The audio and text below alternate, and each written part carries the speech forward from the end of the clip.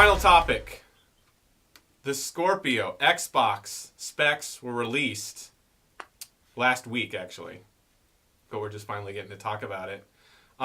We talked before about how consoles look like they're shifting from being, I don't know the best way to put that, from one console to the next, and maybe there's backwards compatibility, maybe there isn't, to almost more like PC platform-ish that's PC parts will improve the capability of the parts, but they're going to be backwards compatible going forward.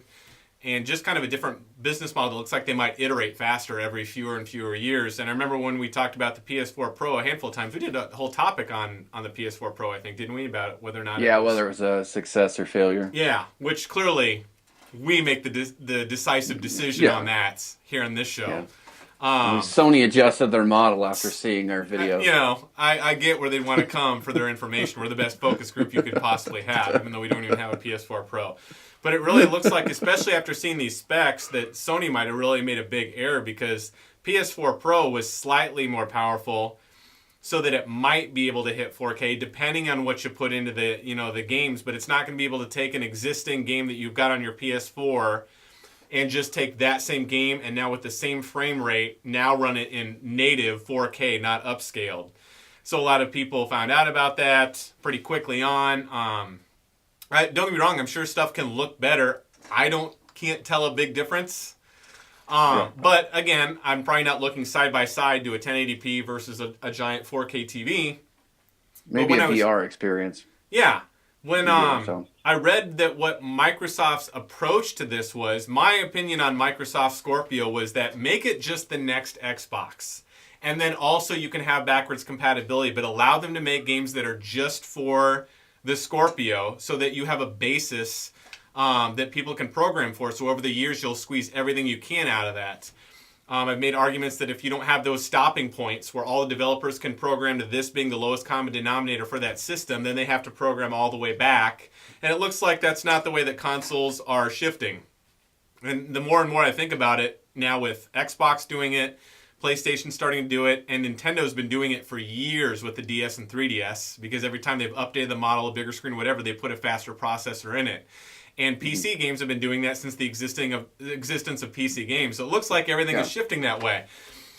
If that's the way stuff's going to go, that's the way stuff's going to go. Again, I could be completely wrong, in my opinion. But when I read about what they were going for with this, I really have to applaud Xbox and Microsoft's vision on this.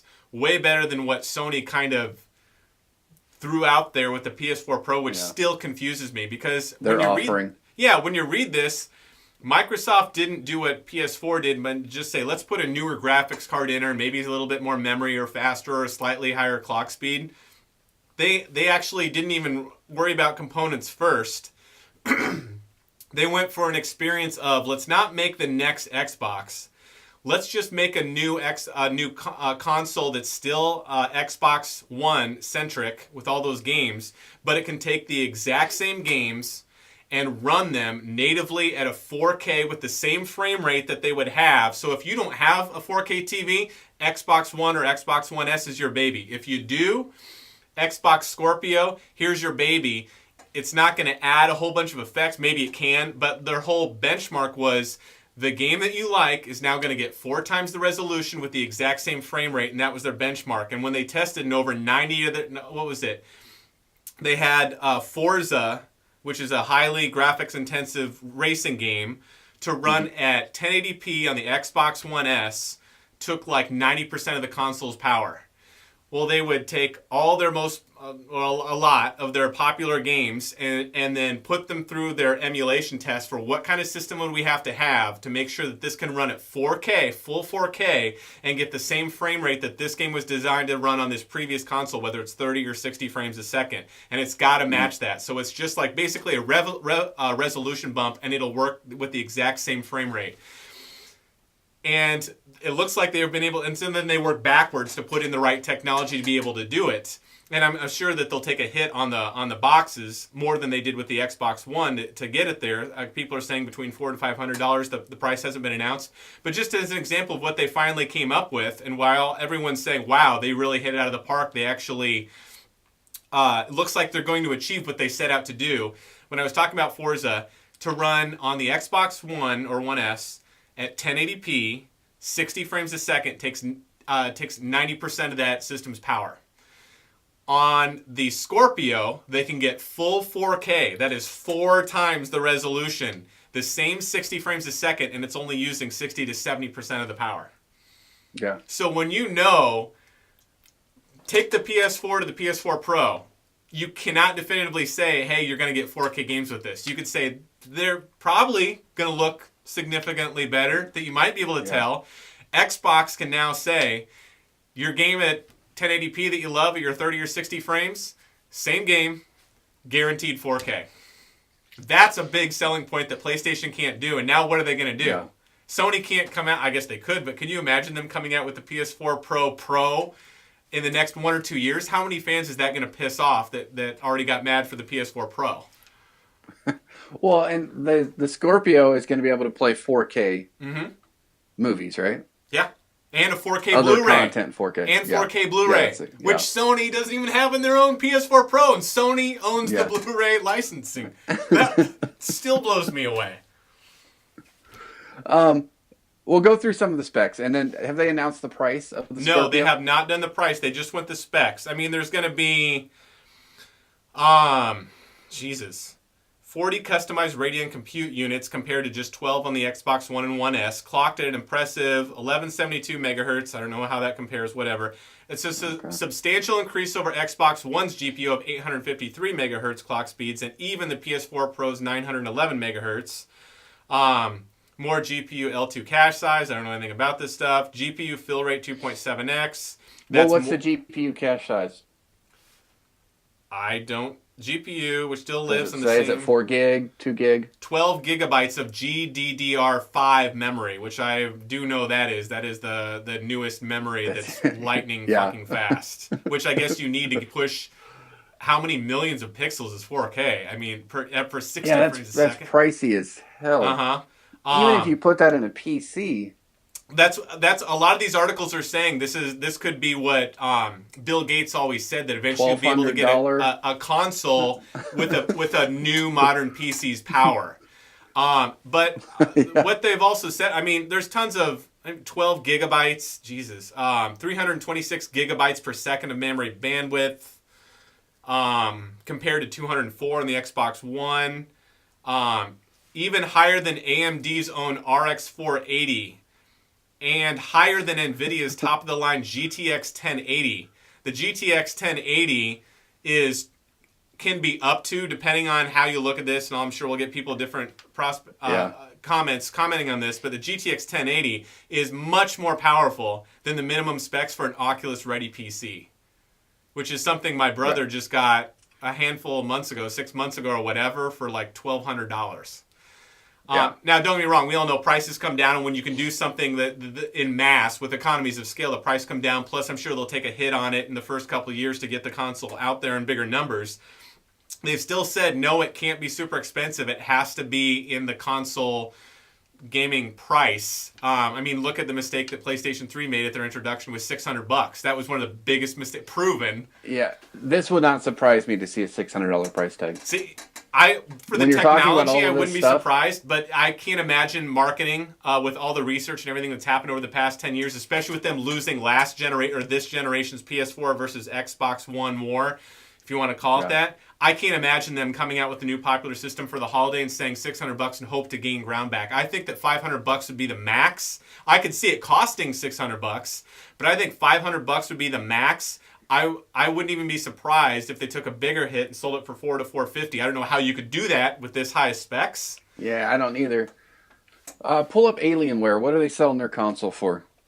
Which one? I mean, they have all kinds of different ones. I mean, those are expensive. Well, no, Alienware has a gaming specific console. It's literally they're selling it like it's an Xbox or like a Steam machine, a PlayStation. Yeah, but it's from Alienware. Here we go. Alienware Steam machine. I think their starting price is $600, and then it just goes up from there. Well, see if theirs is going to be. It's not opening. Hold on. Here we go. Let's see if this works. That doesn't surprise me because if this was $600, hold on. No, Alienware Steam machine starting at $449. Okay. It's come down in price too then. Yeah. Even if this was $600, again, an Alienware Steam machine is never going to sell in the numbers that a console will, especially from Microsoft or Sony. And just because of the economies of scale, if you can sell 10 million in a year, as opposed to a few 100,000 of these, then you know you're going to get your components much cheaper, and you know that price is going to level off. So even if this Alienware Steam machine was like $600 or $700, I would even say more $500 to the $400 range for the console. Well, yeah, and they're also not profiting from their own content. Mm-hmm. Right. Yeah. Like Xbox and like Microsoft is. Well, the thing is, you got to think about it. Microsoft, the Xbox One came out almost a full year before the PS4, right? I think they were pretty close. I'm pretty sure that the Xbox One came out before. Maybe not a year, at least 6 months.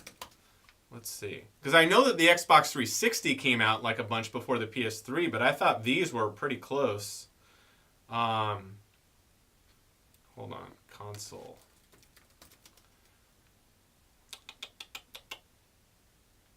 Announced. Here we go. Thank you, Wikipedia. Announced in May of 2013. Released in North America in November of 2013. PlayStation 4. Okay. Announced February 2013. No, they both launched in November of 2013. Oh, did they? Okay. For some reason, I was thinking one came out in front of the other, and maybe it was the previous generation. Remember, the 360 got a huge lead in the PS3, and then when PS3 shit the bed by coming out at $600, Xbox just ran. Yeah. Mm-hmm. I don't know. This is cool. You know what's funny, though, is as much as this approach looks freaking awesome, I've still never been much of an Xbox guy. I would still, at this point, have no intention of getting one. I owned the first Xbox. I do have to say, I owned it after playing the PS2 and stuff like that. I liked the ergonomics of the PS2 controller a lot better than the Xbox one. Right. The thing that drove me away from the Xbox as far as a continuing thing was once the 360 came out, you had to have Xbox Live. You didn't have to. You just play any online content. You had to. I gotcha. Yeah. So that drove me away from that and pushed me towards the PS3 because that wasn't a requirement yet from PlayStation. It'll be interesting to see with this one. I mean, it does definitely... It's going to be a superior console to what we got with the Pro.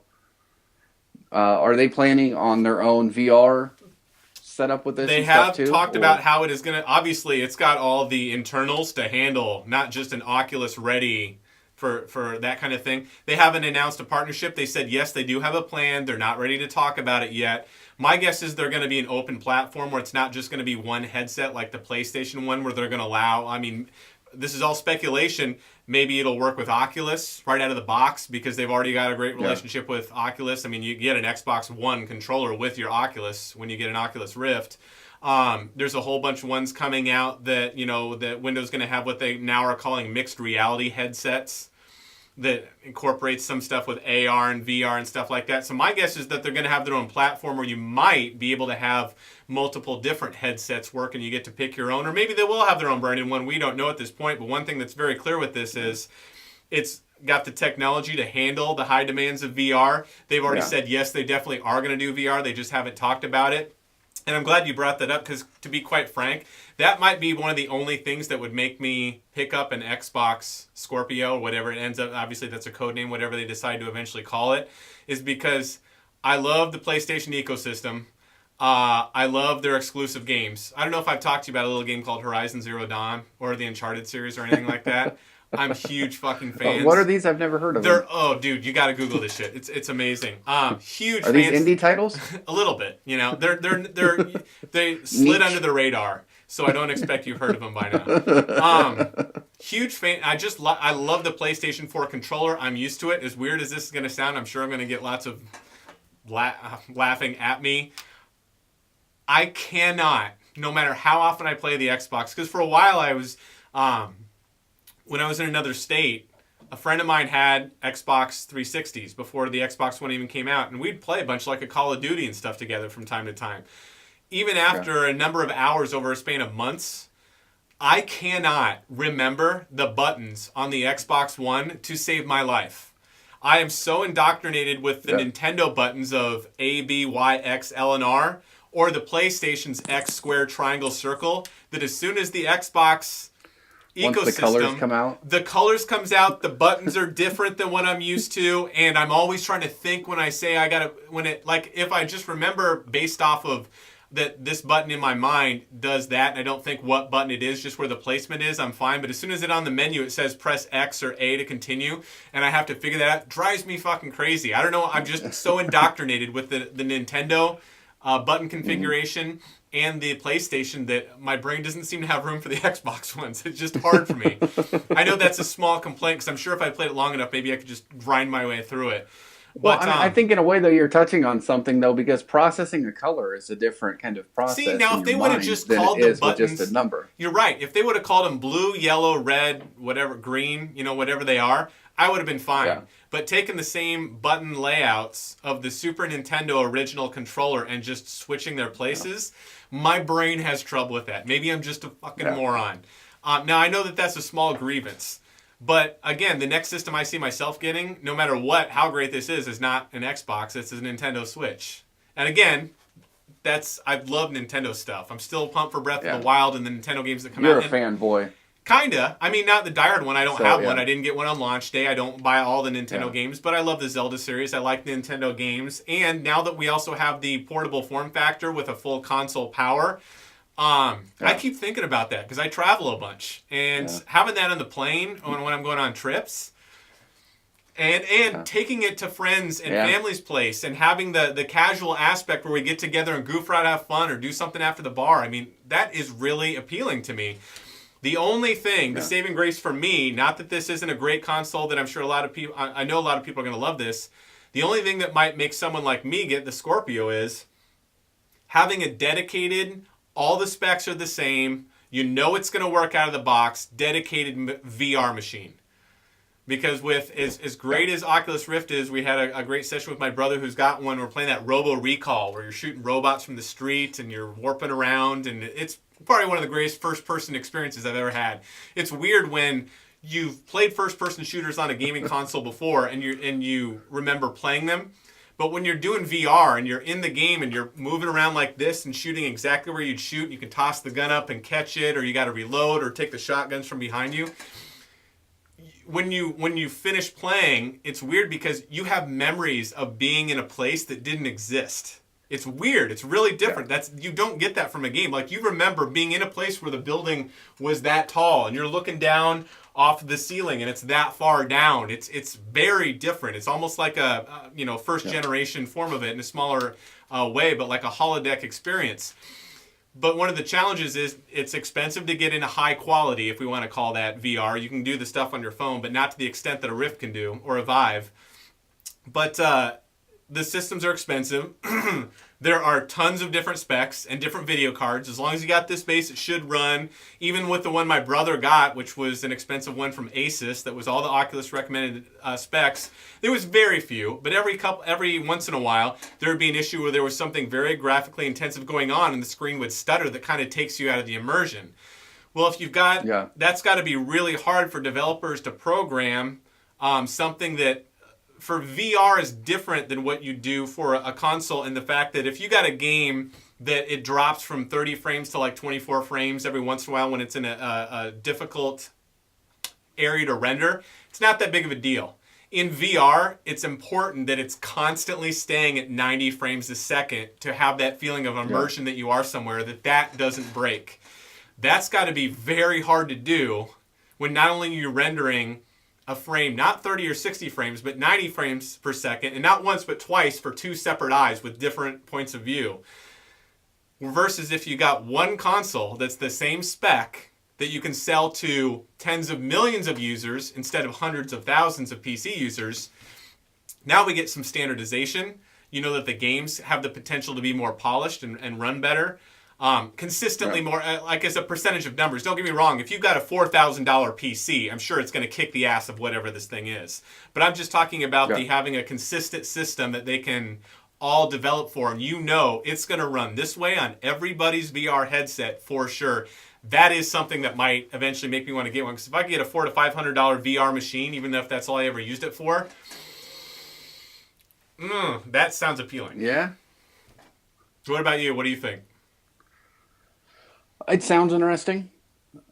I don't think it's where I am from a gaming standpoint. Right.